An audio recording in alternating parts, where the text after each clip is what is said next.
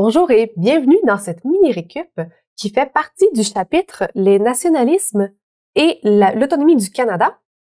Donc, en gros, c'est le Canada entre 1896 et 1945. Donc, cette vidéo-ci se concentre sur le Canada et la Première Guerre mondiale. Donc, dans les grands sujets qu'on va aborder, il y a les acteurs et les causes de la Première Guerre mondiale. Il y a aussi l'implication du Canada et les mesures de guerre et, l'effort de guerre, les mesures que le Canada prend à ce moment-là. On va aussi aborder la question des effectifs militaires au Canada et du traité de Versailles et de l'autonomie du Canada après, à la fin là, de la Première Guerre mondiale. Et la Première Guerre mondiale, le nom le dit déjà, c'est la première guerre qu'on considère comme mondiale, donc qui prend tout autour là, du globe. Et pourquoi est-ce qu'on l'appelle ainsi? C'est entre autres à cause de l'étendue du conflit, que le conflit va impliquer 32 pays. Et c'est un grand nombre, et c'est des pays qui sont un peu partout à travers la planète. Essentiellement, c'est des pays européens, mais il y a aussi l'Amérique du Nord, donc des pays qui vont s'impliquer. Il faut aussi mentionner des colonies d'Afrique qui, elles, vont s'impliquer dans le conflit parce que leur métropole est déjà dedans. Mais pourquoi il y a autant de pays qui s'impliquent dans un même conflit? C'est le résultat de tout un jeu d'alliances. Parce que les pays cherchent à augmenter leur influence. Ils veulent aussi augmenter leur puissance. Et en faisant des alliances, bien, ça aide comme ça à augmenter et puissance et influence. Et dans les alliances principales, on est au début du 20e siècle, là, au début des années 1900, il y a deux grandes alliances principales. Il y a la Triple Entente, ça un peu. Il y a la Triple Entente qui regroupe à la fois la France, le Royaume-Uni et la Russie. Il y a également la Triple Alliance qui, elle, regroupe l'Allemagne, l'Autriche-Hongrie et l'Italie. L'Italie, c'est un cas un peu particulier parce que l'Italie, au départ, fait partie de la Triple Alliance avant la Première Guerre mondiale. Mais en 1915, le pays va changer d'alliance et va aller rejoindre la Triple Entente. Donc, petit cas un peu particulier. Et juste un truc comme ça pour se souvenir de qui fait partie de quelle alliance. Un truc comme ça, c'est que la Triple Alliance, ça commence avec un A. Bien, Allemagne, le nom commence aussi avec un A. Et c'est la même chose pour l'Autriche-Hongrie. Donc, si jamais, ça peut aider. Et comme ça, les alliances, ce sont des alliances politiques, ce sont des alliances militaires, ce qui fait en sorte que si un pays part en guerre, normalement, ses alliés sont supposés eux aussi déclarer la guerre pour aller aider leur allié qui fait déjà partie de cette guerre-là. Donc, c'est pour ça qu'il y a autant de pays d'impliqués, c'est que le jeu des alliances fait en sorte que un pays, un autre et un autre et un autre, donc ils vont tour à tour là, déclarer la guerre à l'ennemi. La situation politique en Europe au début du 20e siècle est très tendue. On n'ira pas dans les détails, mais seulement dire qu'il y a beaucoup de tensions entre l'Allemagne, le Royaume-Uni, la France. Tellement de tensions que ça prend juste une étincelle et tout va exploser. Alors, on n'ira pas dans toutes les causes là, de la Première Guerre mondiale. On va aller plutôt vers ce qui l'a déclenché. Et justement, qu'est-ce qui déclenche la Première Guerre mondiale? Est-ce que c'est l'assassinat de l'héritier du trône d'Autriche-Hongrie, l'archiduc François-Ferdinand? Est-ce que c'est une série de mauvaises récoltes qui amènent les pays à se battre pour de la nourriture? Est-ce que c'est l'invasion de la Pologne par l'Allemagne ou encore l'invasion de l'Alsace par la France? Ce qui déclenche la Première Guerre mondiale, c'est l'assassinat de l'archiduc François Ferdinand. Donc, l'on voit ici, en fait, il est assassiné avec sa femme le 28 juin 1914. Et tout ça, ça se passe à Sarajevo. Donc, on voit avec le cercle blanc, donc il est assassiné comme ça par un nationaliste serbe, donc quelqu'un qui vient de la Serbie, le pays juste à côté. Et comme la Serbie refuse que l'Autriche-Hongrie participe à l'enquête, l'Autriche-Hongrie déclare la guerre à la Serbie. Et là, on se rappelle de toutes les alliances, donc le jeu d'alliance qui a lieu. C'est une réaction en chaîne qui est entraînée comme ça avec la première déclaration de guerre entre l'Autriche-Hongrie et la Serbie. Lorsque le Royaume-Uni entre en guerre, eh bien, il rentre en guerre, en fait, déclare la guerre là, à l'Allemagne. Le Canada, de son côté, il n'a pas le choix d'entrer lui aussi en guerre. Donc, le Canada est lui aussi impliqué dans la guerre contre l'Allemagne. Pourquoi? C'est que le Canada, à ce moment-là, est un Dominion, fait partie de l'Empire britannique, et il n'a pas le contrôle de sa politique extérieure. Donc, il décide ce qui se passe dans sa politique intérieure, mais pour la politique extérieure, il doit se référer au Royaume-Uni. Et pendant la Première Guerre mondiale également, le Royaume-Uni, comme plusieurs autres empires, en fait, les métropoles se tournent vers leurs colonies ou vers leurs dominions, dans ce cas-là, pour avoir accès à des ressources. Donc, les ressources, ça peut être des ressources humaines ou des ressources matérielles pour soutenir le Royaume-Uni dans les combats pour, comme ça, tenter là, de remporter la victoire. Qu'est-ce que le premier ministre Borden met en place lorsque le Canada entre en guerre? Il met en place la conscription, la loi sur les mesures de guerre, la loi sur l'armement ou encore la construction d'une flotte de sous-marins. Eh bien, c'est la loi sur les mesures de guerre. Parce qu'avec l'entrée en guerre du Canada en 1914, le premier ministre Borden met déjà en place la loi sur les mesures de guerre parce que cette loi-là augmente beaucoup les pouvoirs du gouvernement fédéral, donc les pouvoirs fédéraux. En résumé, donc cette loi-là intervient dans les champs de compétences des provinces. Elle peut aussi permettre de censurer les journaux pendant la durée de la guerre. Elle d'intervenir dans l'économie ou encore de placer en détention ou déporter certains immigrants. Donc tout ça est en place tant aussi longtemps que la loi sur les mesures de guerre est active, donc qu'elle est mise en place. Le gouvernement met en place plusieurs mesures sociales et économiques pour aider le Canada durant la guerre. Dans les mesures, il y en a entre autres qui touchent les agriculteurs. Donc le gouvernement leur demande de produire plus de nourriture parce que cette nourriture-là va servir au ravitaillement des troupes.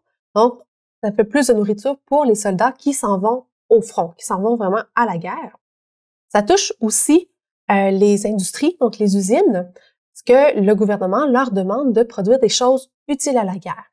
Donc, on va produire plus d'armes et on va aussi produire plus de munitions. Donc, munitions, il y en a plus qu'une. Donc, si une usine produisait, par exemple, des rideaux ou quelque chose qui n'était pas utile à la guerre, le gouvernement va les obliger à changer leur production. Et tout ça, ça se fait alors qu'il y a beaucoup d'hommes qui partent, il y a beaucoup d'hommes qui deviennent soldats et qui s'en vont au front. En sorte qu'on manque d'ouvriers dans les usines, on manque de main-d'œuvre. Donc, c'est l'arrivée massive des femmes sur le marché du travail. Donc, il y a vraiment beaucoup plus de femmes qui vont travailler dans les usines ou ailleurs. On n'avait jamais vu ça auparavant, donc c'est quand même un gros changement. Et pendant la même période, on voit que les revendications pour les droits des femmes sont de plus en plus présentes. Un des résultats qu'on voit, c'est l'obtention du droit de vote au Canada pour les femmes là, en 1918. Je m'arrête là, je n'irai pas plus loin parce qu'il y a une autre vidéo de la mini-récup qui vraiment se concentre sur les revendications des femmes. Donc, je t'invite à aller écouter la vidéo qui s'intitule « Les luttes des femmes ». Je ferme la parenthèse ici. Pendant la Première Guerre mondiale, il y a plus de 600 000 soldats enrôlés dans l'armée canadienne. De ces 600 000-là, en fait, la grande majorité va au front. Donc, on parle d'environ de plus de 415 000 soldats qui, comme ça, vont à la guerre. Entre 1914 et 1917, l'enrôlement dans l'armée est volontaire. Donc, il n'y a pas d'obligation, c'est le choix de la personne de s'enrôler dans l'armée, de faire partie de l'armée. Et pendant cette période-là, il y a 5% de Canadiens français qui s'enrôlent comme ça dans l'armée. Là, 5% de tous les enrôlements, alors que les Canadiens français représentent quand même plus que 5% dans la population en général. Et pourquoi il y a comme un déséquilibre de ce côté-là? On se rappelle qu'il y a beaucoup de tensions entre francophones et anglophones au Canada, et les francophones ont un moins grand attachement au Royaume-Uni, donc un peu moins de volonté d'aller se battre pour le Royaume-Uni. Donc, c'est une raison pour laquelle il y a assez peu de Canadiens français qui s'enrôlent dans l'armée. Et là, la guerre avance. En 1917, il y a de moins en moins de gens qui s'enrôlent dans l'armée. Il y a quand même plusieurs soldats qui décèdent au front. Donc là, on a besoin, en fait, de nouvelles personnes. Donc, le premier ministre Borden va mettre en place la conscription. C'est quoi la conscription? C'est l'obligation pour les hommes célibataires ou veufs. Donc, veuf, c'est un homme qui était marié mais dont la femme est décédée. Donc, pour les hommes célibataires ou veufs de 20 à 45 ans et sans enfants, de s'enrôler dans l'armée. L'imposition de la conscription est accueillie de la même manière chez les Canadiens anglais et les Canadiens français. Eh bien, c'est faux. Parce que les Canadiens français, Canadiens anglais vont réagir très différemment à l'imposition de la conscription. Du côté des Canadiens anglais, eux vont réagir positivement. En fait, ils vont être favorables à la conscription. Parce que pour eux, en fait, tous les Canadiens doivent participer à l'effort de guerre. Tout le monde devrait mettre l'épaule à la roue. Et ça inclut les Canadiens français qui, jusqu'à maintenant, n'ont pas été aussi présents dans l'armée. Alors que du Canada français, bon, on devine, côté des Canadiens français. Oh, un I. Donc, du côté des Canadiens français, voilà. En fait, eux sont opposés à l'imposition de la conscription. Parce que, ben, je le mentionnais un peu tantôt, ils ont moins d'attachement envers le Royaume-Uni, donc moins d'intérêt d'aller se battre pour le Royaume-Uni. Et l'opposition du côté des Canadiens français va mener carrément parfois à des émeutes et à des manifestations, là, entre autres une manifestation à Québec en avril 1918, dans laquelle l'armée doit intervenir, par plusieurs morts, des blessés aussi. Donc vraiment, du côté du Canada français, on veut pas la conscription, mais entre le moment où la conscription est imposée, donc en 1917, puis bien la fin de la guerre en 1918, il y aura pas beaucoup de Canadiens français qui vont être obligés comme ça de s'enrôler parce que en fait la guerre termine là assez rapidement après la mise en place de la conscription. La fin de la Première Guerre mondiale, elle survient le 11 novembre 1918. En fait, c'est avec la signature d'un armistice pour mettre fin au combat. Un peu plus tard, en juin 1919, c'est la signature du traité de Versailles.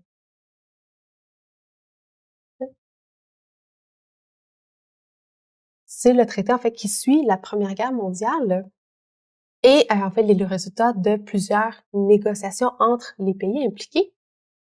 Mais l'Allemagne, elle, n'a pas pu participer à ces négociations-là. Et le traité, en fait, par le traité, les pays la reconnaissent comme la responsable de la Première Guerre mondiale. Donc, à ce titre-là, en fait, lui impose plusieurs conséquences. Et si on revient du côté du Canada, le Canada, lui, a pu participer aux négociations qui ont mené au traité de Versailles et a même pu le signer en tant que nation indépendante. Quand même un signe que le Canada a gagné plus d'autonomie parce que bon, il a pu signer en son propre nom. Et aussi, il gagne avec ça une reconnaissance internationale et gagne aussi un siège à la Société des Nations. Mais qu'est-ce que la Société des Nations? La Société des Nations est une organisation internationale créée en 1919 avec le traité de Versailles qui a pour mission de veiller au maintien de la paix dans le monde. Donc là, on sort d'une guerre qui est meurtrière, qui a vraiment marqué les esprits. Et avec le traité de Versailles, comme ça, on met en place une organisation qu'on espère va aider à maintenir la paix dans le monde. La Société des Nations, donc qu'on appelle SDN des fois, c'est l'ancêtre de l'Organisation des Nations Unies qu'on connaît, elle, sous ONU. Et le Canada, lui, dans tout ça. Que le Canada s'est beaucoup impliqué pendant la Première Guerre mondiale. Toute proportion gardée, là, c'est le Canada qui envoie le plus de soldats au front parmi les alliés là, de la triple entente. Aussi garder en tête l'effort de guerre qui est fourni par les agriculteurs, par les ouvriers et les ouvrières. Que désire le Canada à la fin de la guerre? Il désire plus de colonies? Est-ce qu'il désire un dédommagement financier, plus d'autonomie ou encore une partie de l'Allemagne? Le Canada, à la fin de la Première Guerre mondiale, demande plus d'autonomie. On se rappelle, à ce moment-là, le Canada est encore très lié au Royaume-Uni. Il n'a pas le contrôle sur sa politique extérieure. Donc, le gouvernement fédéral demande plus d'autonomie après la fin de la Première Guerre mondiale. Cette demande-là va aboutir quelques années plus tard avec le statut de Westminster. Le statut de Westminster qui, lui, date de 1931. Avec celui-ci, en fait, le Canada obtient une autonomie presque complète. Donc, à partir de 1931, le Canada a le contrôle sur sa politique extérieure. La seule chose, en fait, qu'il n'obtient pas à ce moment-là, c'est le droit de modifier sa constitution. Ça, ce droit-là, ça reste au Royaume-Uni. Donc, tout ça, en fait, ça clôt cette mini-récup sur le Canada et la Première Guerre mondiale. Je t'invite à écouter les autres vidéos pour faire une révision complète du module.